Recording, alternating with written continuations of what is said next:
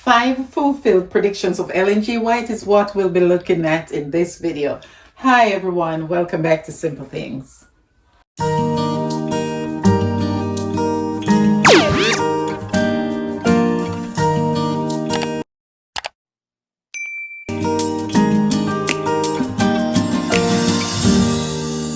Pursue love, and desire spiritual gifts, but especially that you may prophesy. For he who speaks in a tongue does not speak to men but to God, for no one understands him. However, in the Spirit he speaks mysteries. But he who prophesies speaks edification, and exhortation, and comfort to men. He who speaks in a tongue edifies himself, but he who prophesies edifies the church. I wish you all spoke with tongues, but even more that you prophesied. For he who prophesies is greater than he who speaks with tongues, unless indeed he interprets, that the church may receive edification.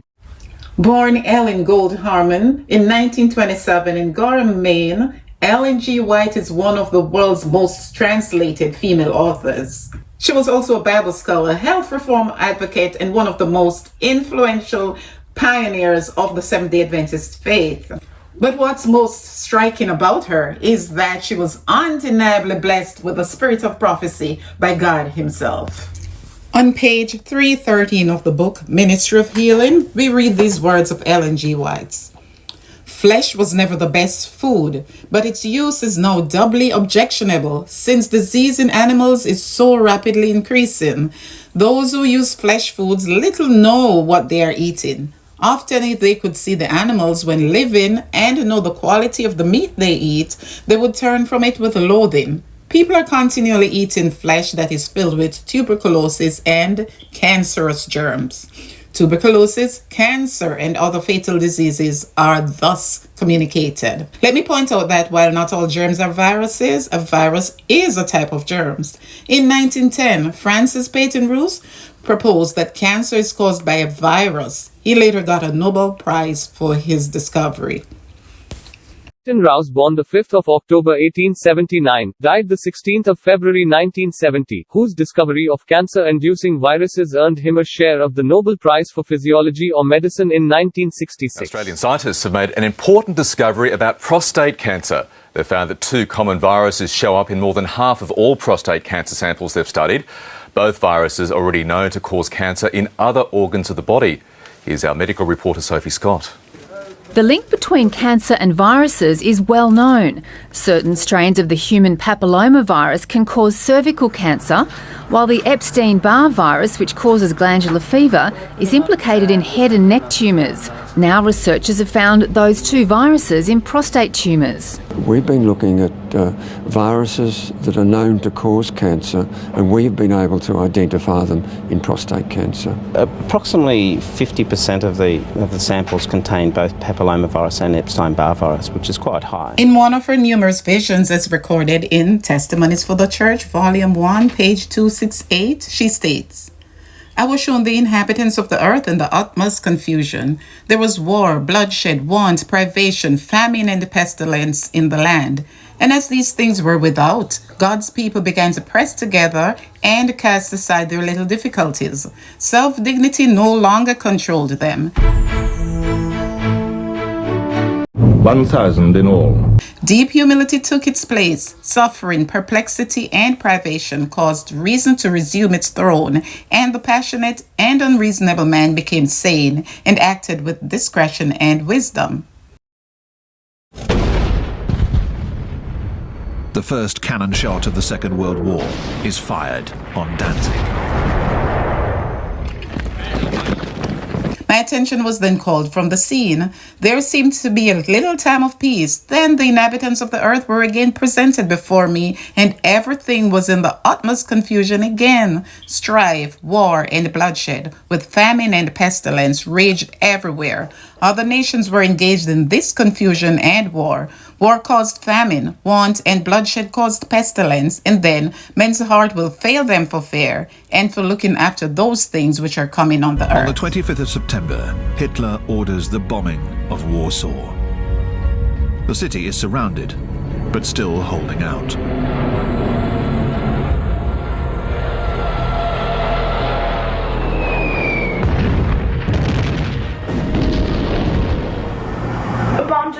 in the World Trade Center. It's like, it's unbelievable. Did Ellen G. White see a vision of 9/11? In 1901, she saw fireproof New York City skyscrapers not yet built come crashing down after burning like pitch. This is recorded in her book, Testimonies for the Church, Volume 9, on pages 12 and 13. On one occasion, when in New York City, I was in the night season called upon to behold buildings rising story after story toward heaven. These buildings were warranted to be fireproof, and they were erected to glorify the owners and builders. Higher and still higher these buildings rose, and in them the most costly material was used. The scene that next passed before me was an alarm of fire. Men looked at the lofty and supposedly fireproof buildings and said, "They are perfectly safe." But these buildings were consumed as if made of pitch. The fire engines could do nothing to stay the destruction. The firemen were unable to operate the engines. It was the sound of the first plane slamming into the North Tower that jolted then NYU student Caroline Dries and her roommate from their sleep. Caroline grabbed her video camera and started rolling. I had just received the camera like a week previously, and so the night before was the first time I was actually using it, so it was just sitting on my desk. This is the scariest thing I've ever seen in my life. I had one.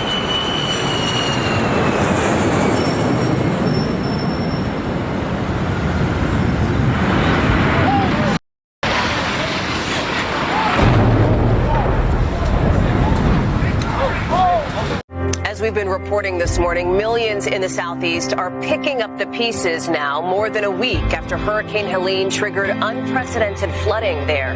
Helene, the deadliest hurricane to hit the mainland since Katrina nearly 2 decades ago. And with the planet warmer than ever because of climate change, experts say hurricanes like these are the wave of the future, and it means no one's really safe anymore. On the subject of natural disasters and severe changes in weather patterns, Ellen G. writes in her book, Testimonies for the Church, Volume 6, page 408. The restraining spirit of God is even now being withdrawn from the world. Hurricanes, storms, tempests, fire and flood, disasters by sea and land follow each other in quick succession. Science seeks to explain all these.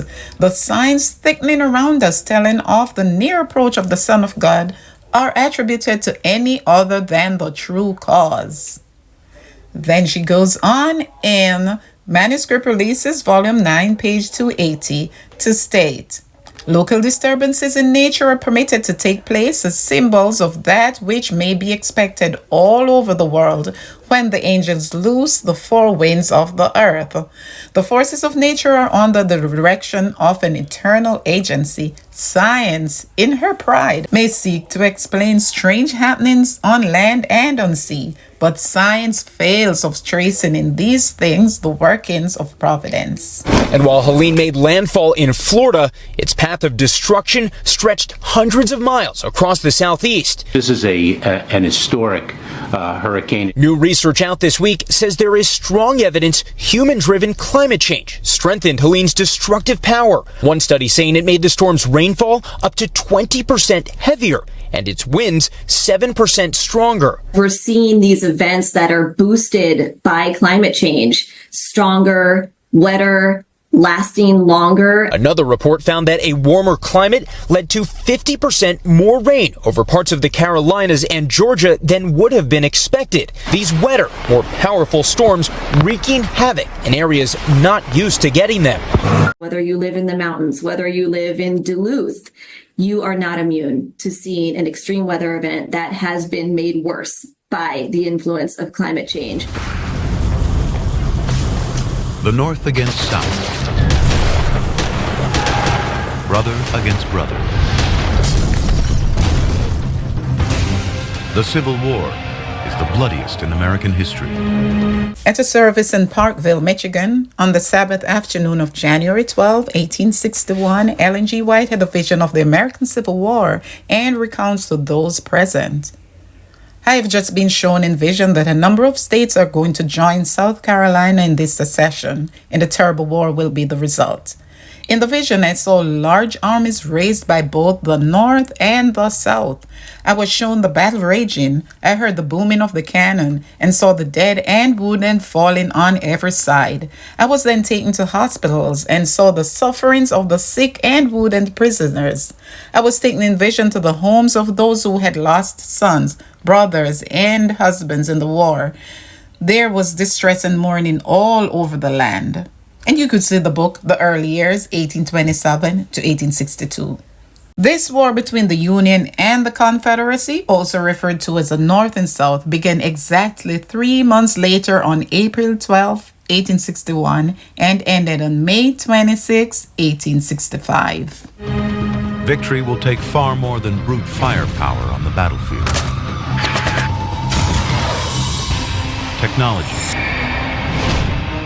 communications, logistics.